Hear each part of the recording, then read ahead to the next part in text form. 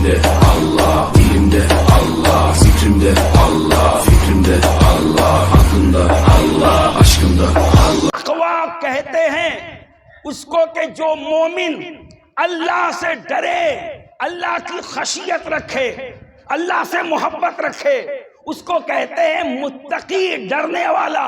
یعنی یہ ایسے بندے ہیں اولیاء اللہ کہ جو صرف اللہ سے ڈرتے ہیں اور وہ کسی سے نہیں ڈرتے، کسی سے نہیں ڈرتے، صرف اللہ سے ڈرتے ہیں۔ اور جب اللہ سے ڈرتے ہیں، اللہ سے ڈرتے ہیں تو کیا مطلب؟ اللہ سے ڈرنے کا مطلب کہ اللہ سے ڈرو اور نماز نہ پڑھو؟ اللہ سے ڈرنے کا مطلب یہ؟ آج تو لوگ یہی سمجھتے ہیں کہ ہم اللہ سے ڈرتے، ہم کسی سے نہیں ڈرتے۔ گالی دے رہے ہیں اور کہتے ہیں ہم اللہ سے ڈرتے، کسی سے نہیں ڈرتے۔ ظلم کر رہے ہیں، کہتے ہیں ہم اللہ سے ڈرتے اور کسی سے نہیں ڈرتے۔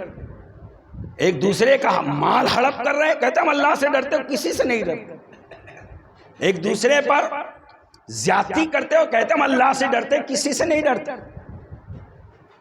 بیویوں پر ظلم کرتے ہیں اور کہتے ہیں ہم اللہ سے ڈرتے، کسی سے نہیں ڈرتے۔ نمازیں چھوڑتے، کہتے ہیں ہم اللہ سے ڈرتے، کسی سے نہیں ڈرتے۔ روزہ چھوڑتے، کہتے ہیں اللہ سے ڈرتے، کسی سے نہیں ڈرتے۔ تو کیا اللہ سے ڈرنے کا مطلب یہ ہے؟ نہیں۔ اللہ سے ڈرنے کا مطلب یہ ہے کہ جب تم اللہ سے ڈرتے ہو تو اللہ کے احکام کی بجاوری کرو۔ جب اللہ سے ڈرتے ہو اللہ کے فرائض کو ادا کرو۔ اللہ سے ڈرتے ہو اللہ جس بات سے راضی ہے اس کو کرو اور جس کو منع کرتا ہے اس سے رک جاؤ۔ اگر تم اللہ سے ڈرتے ہو حرام چھوڑ دو، حلال کو اپناؤ۔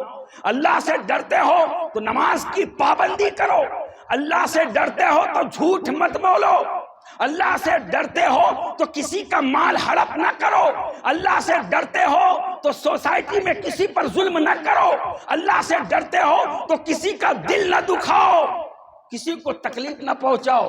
اس لیے کہ اللہ سے ڈرنے والے کی شان یہ ہوتی ہے کہ جو اللہ سے ڈرتا ہے اب پھر وہ مخلوق سے محبت کرتا ہے، وہ مخلوق سے محبت کرتا ہے۔ اور اس کی سب سے بڑی مثال حضرت غریب نواز ہے، حضرت خواجہ غریب۔ اللہ سے ڈرنے والے، ایسے ڈرنے والے، ایسے ڈرنے والے، ایسے ڈرنے والے کہ ان کے ڈرنے کی شان یہ کہ حالت نماز میں ایسے محو مستغرق ہو جاتے کہ دنیا کا کچھ خیال نہ رہتا، لیکن جب اللہ کی عبادت سے فارغ ہوتے تو آپ کی بارگاہ میں جو بھی آتا آپ اس سے محبت سے پیش آتے، آپ کسی کا دل نہ دکھاتے، آپ کسی کو تکلیف نہ دیتے۔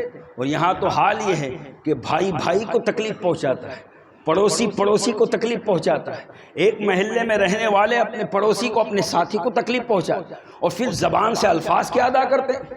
ہم اللہ سے ڈرتے ہیں، اللہ سے ڈرتے ہیں۔ یاد رکھو خدا سے ڈرنا صرف زبانی دعوے سے کام نہیں چلے گا، زبانی دعوے سے کام نہیں چلے گا، بلکہ خدا سے ڈرنے کا اثر تمہارے اندر ہونا چاہیے، ہمارے جسم میں سرایت کرنا۔ جب ہم اللہ سے ڈرتے ہیں تو زبان سے بولنے کی ضرورت نہیں، ہم سچائی کے راستے پر چلیں گے، خود بخود دنیا سمجھ لے گی یہ اللہ کا نیک بندہ ہے۔